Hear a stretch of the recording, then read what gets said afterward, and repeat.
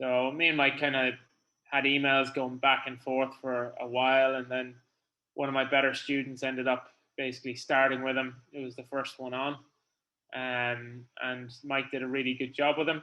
And then a number of other students followed, and they quickly worked their way through the system as well.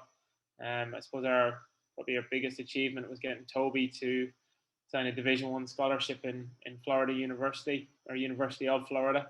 And he signed that last year, and he's a 22 graduate. So for him to get such a good scholarship was absolutely massive.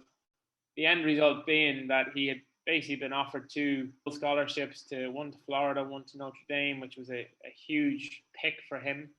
Obviously, two colleges that are well recognized, one extremely academic, one I describe it like a shark tank in golf. It's, the best of the best playing there, and like it was a lovely decision to have to make, but like we were very much blindsided by the amount of calls that we got and who they were from, and we just weren't expecting it. And I think it's, like I say, a lot of that was the build up to it. It was us consistently sending out information through Mike, having the website in place, having all these little things that just fed into essentially a mini marketing campaign for him.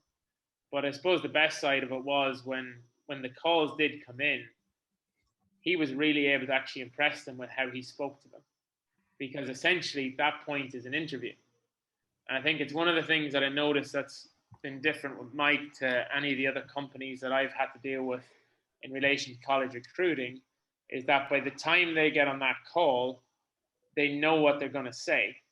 Whereas when I've seen it with companies that deal with it, the company essentially just has a profile on a web page, and in reality, it's a 1 in 1,000 shot whether they get even a look from a coach or a call from a